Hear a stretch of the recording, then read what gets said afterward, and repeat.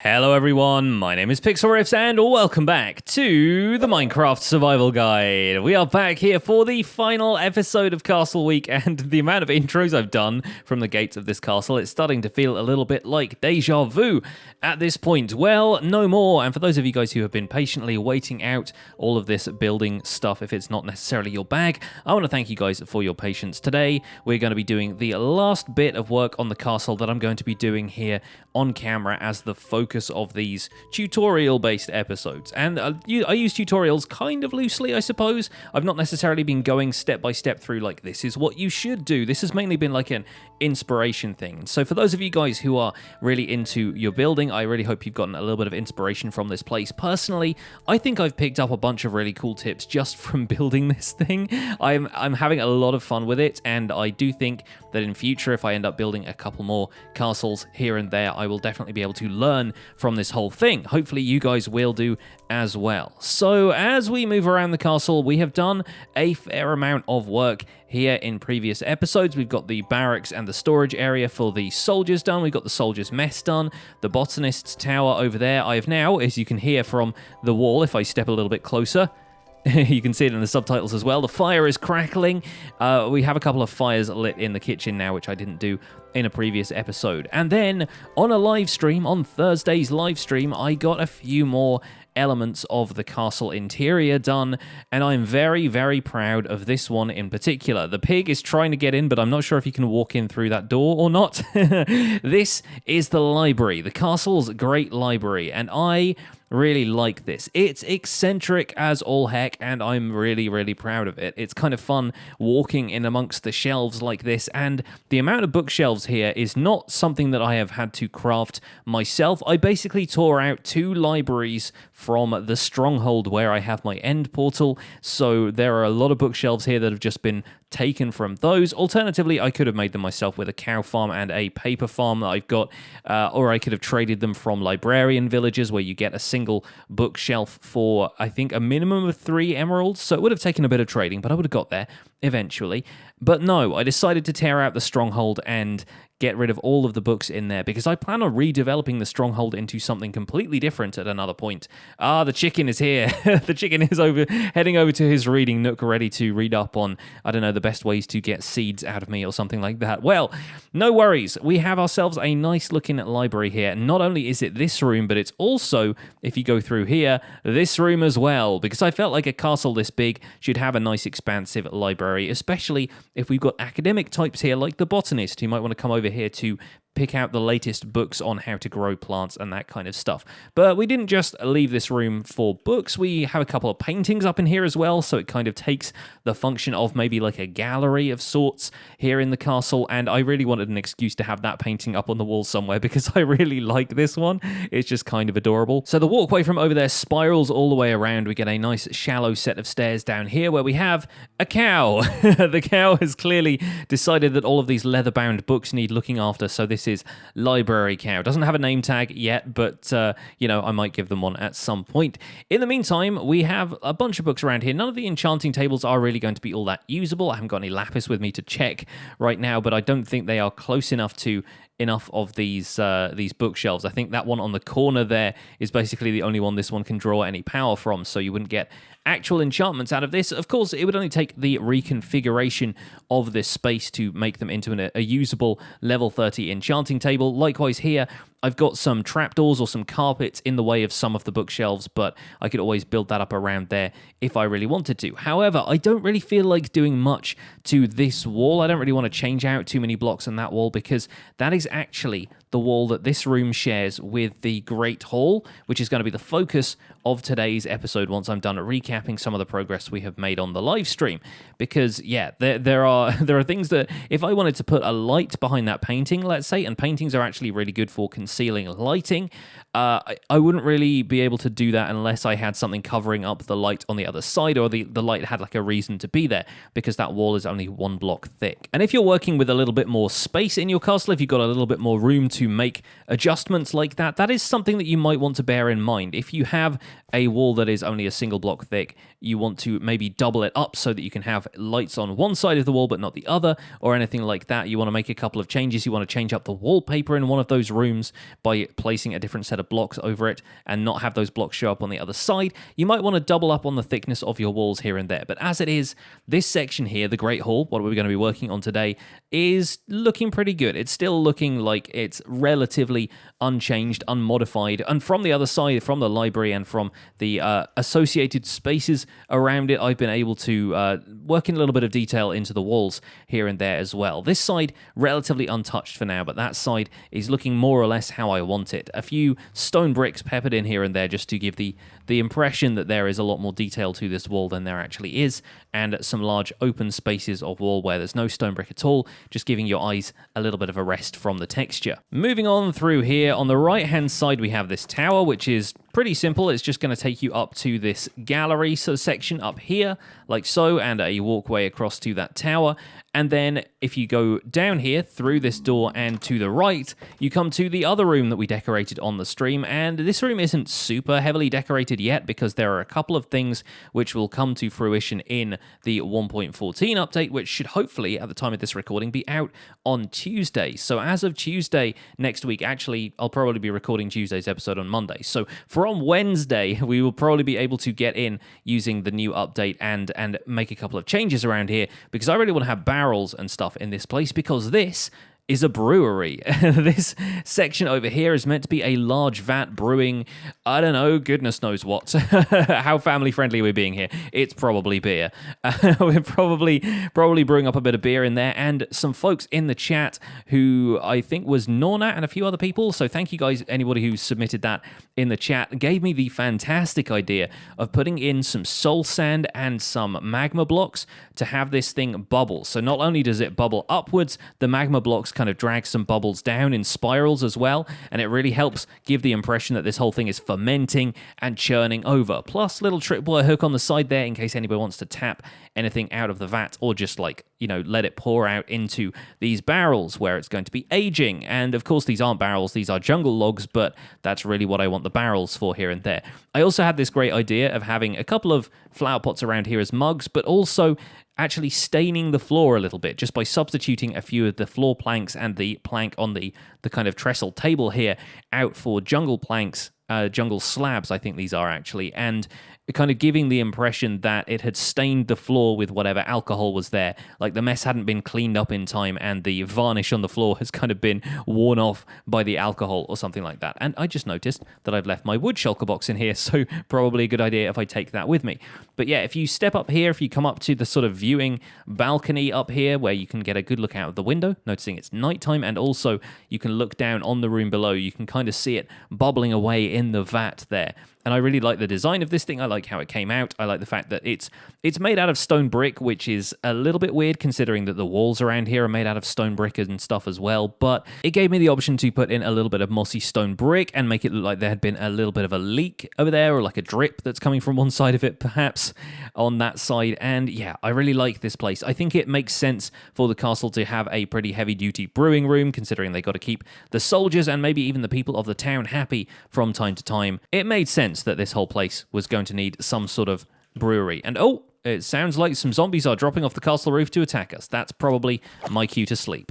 One more thing I forgot to mention while I was over on this side of the castle was that I came up with a little bit of a use for this room, which was actually kind of an offshoot of the library section here. It was just an extra area with a sloped roof that I added onto the side here, and that doesn't actually lead to the library. What that leads to is actually a staircase heading downwards, like so, into the earth, and for right now, it dead ends. It's not going to lead anywhere quite yet, but eventually, off camera and maybe on some streams here and there when we feel like getting involved in a bit of a building project, I think what I'm going to do is turn this into a sort of under section of the castle, maybe a kind of catacombs sort of section, maybe a few dungeons here and there.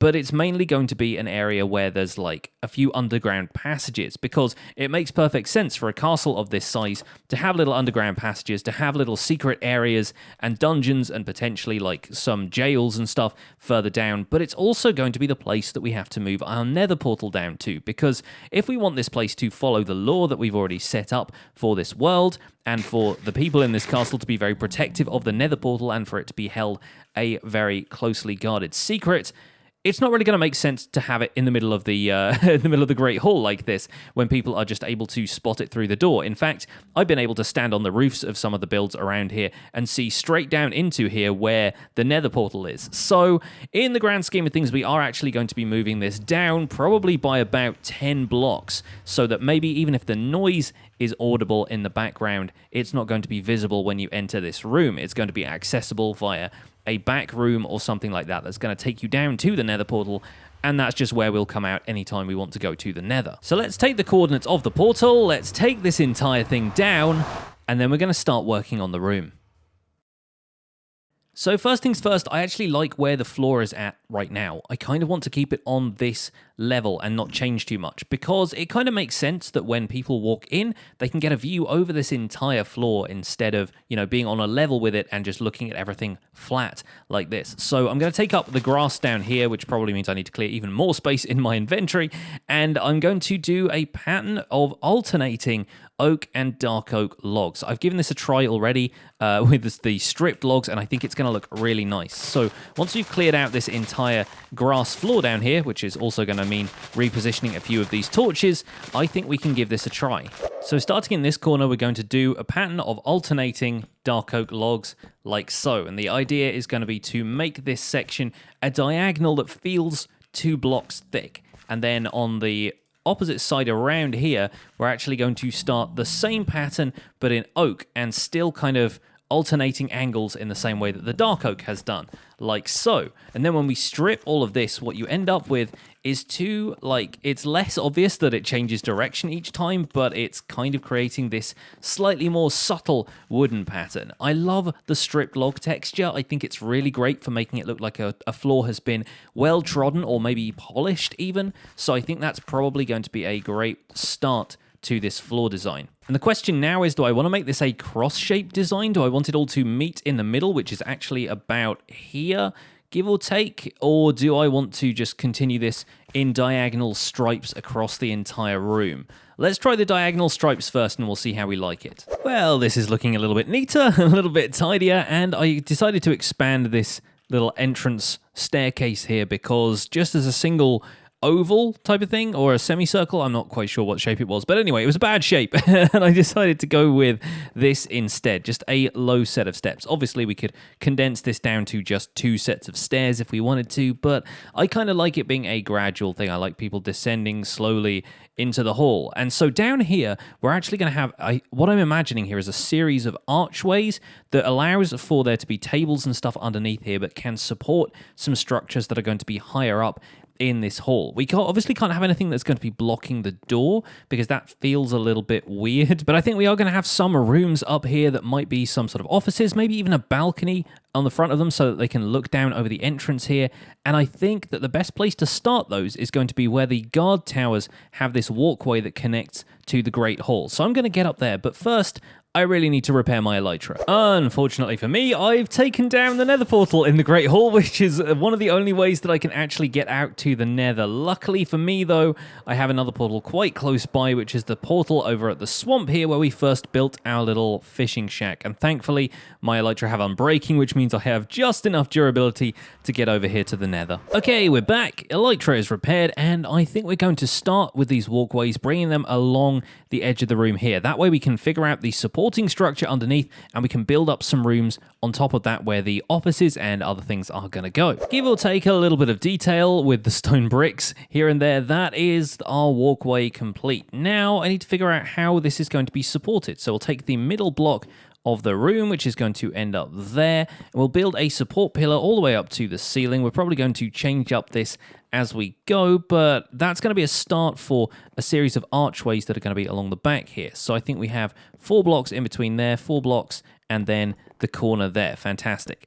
Having laid this area out a little bit more, it's kind of becoming clear to me that the Great Hall here is not really equipped to be a feasting hall. It seems a little bit small, and I imagine putting tables and stuff in here like I have in the mess hall over there might work. But then again, it does feel a little bit tight in here. It feels like we really wouldn't be able to make good use of the space with all of these wooden pillars in the way. So instead, what I figured, oh, there's the baby zombie I've been hearing. Get down from the rafters there. Probably need to light these up a little better, don't I? I think, more than anything, I think we can probably come up with a different use for this in the lore of this world. At least one that will satisfy me enough to know that I can carry on with this build. And I think what we're going to do, because the people of Founders Forge are really obsessed with one thing, and that is the industry of the area. The folks in the castle have basically created some of the machinery that is required to mine out the energy sources and the weird materials that are coming up from the bottom of this misty ravine here. And so, what better way to examine all of that stuff than to come into the castle where this great hall is and basically have, if not like a trade floor kind of thing, then a kind of an inspection floor where there are going to be tables laid out everywhere that people are going to be bringing all of their wares and all of their stuff that they've dug up to this set of tables where it's going to be examined by artificers and people who know about the materials that are coming out of the ravine, and maybe they can kind of see what the deal is with some of the materials that are coming up. So I'm thinking what we can do is put together a series of tables here, almost like one of those banking floors that you used to see in old movies, in old banks, where you would just walk up to somebody working at a desk and then they would help you. And so with the addition of a few simple dark oak wood desks, the great feasting hall here at the castle becomes the great inspection hall, where people can bring in all of their materials. And of course, we could lay these tables with flower pots and item frames and stuff that's going to add a little bit of detail to this whole area. Imagine these being ink wells instead of flower pots or mugs. This is what we've used them as before. And we could probably put a book and quill or two in an item frame here and there just to make it look a little bit like the people here have some business to write down. And with a little more work, I'm starting on the offices above the inspection floor, and I like the way this is turning out so far. It's kind of nice. It feels a little bit more fortified than this nice open floor up there, which is probably where a lot of the kind of the administration work goes on, the important stuff, and the maybe the more valuable trades get taken up there for inspection outside of the open area of the floor here. So I'm just going to keep enderpearling up here and dealing with some extra stuff up here. But I think I like the structure of this so far, and it's kind of encroaching inwards a little bit, but still leaving enough space for the door so that the door doesn't look completely out of place. Yeah, I think this is going to work. Alright, I think I've got this place looking how I want it, at least as far as the internal structure is concerned. Yes, I'm happy with this. I like the fact that it kind of cascades up towards the middle, almost as though you're inside some kind of ziggurat or pyramid with the kind of step structure. I think it looks pretty great to me. It certainly gives this whole room a sense of like a cozy kind of feel, an enclosed space.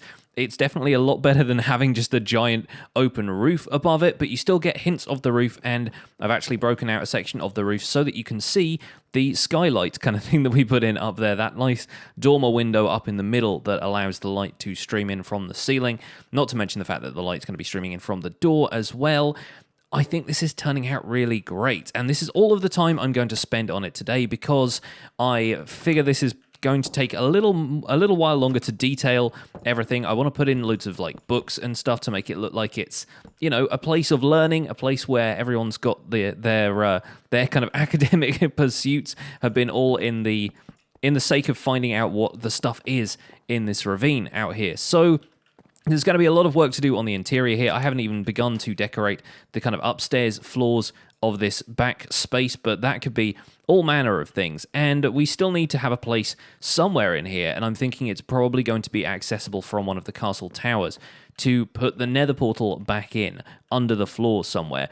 I had it in mind, actually, that one of the things we could do is have one of the towers, not necessarily this one, probably one of the ones at the back, could have a quick access by which I could have like a bubble column elevator or something that takes me up to the top of the tower, especially with one of these towers that doesn't have a full roof. And then I could just rocket out the top of it using elytra and skip over going through the castle at all if I wanted to. But part of me almost feels like that's a waste considering how much effort we put into the construction of the castle? I don't know. But now we have the honor of deciding what the name of this castle is going to be, because I am done with the builds for these videos for the time being. I'm probably going to do a little bit more work on this here and there off camera. It's going to be a little pet project for a while, but I'm done making Minecraft survival guide episodes about this for now. Instead, we are going to focus on other things. We're going to focus on the new features that are coming in the Village and Pillage update, which is arriving any day now. And I kind of want to get this thing named. So I have 3 choices of name for you that are going to be available in a poll on today's video. The poll will appear in the top right-hand corner. And these are the 3 names that I have picked out. So the first is the one that I suggested a little while ago, Castle Ironheart, named for Baron or Lord Ironheart, whoever the guy is who's going to be basically in charge of this whole area. Perhaps he's an inventor who's invented some of the machines and stuff around here. So that's option number 1. Option number 2 is going to be Brimstone Castle, and I wanted a name that kind of flipped the format of the name. So instead of Castle Ironheart, it's Brimstone Castle. The castle is the second word in it. I don't know. It made sense to give it a little bit of variety. And I like the brimstone element of it. We've got a ravine here that's full of magma and fiery things. We've got the castle itself built with nether brick on the roof and connected to the nether. It sort of makes sense for the aspect of this area. It's a very kind of fire-fueled sort of place. And I like that as an option. So option number 2 is going to be Brimstone Castle. Option number 3 ties it a little bit more to the area, and I know that I said early on that I didn't want necessarily to have a name that had Founders or Forge in it, because this whole area being called Founders Forge, having it be Castle Forge or something like that didn't quite ring true for me.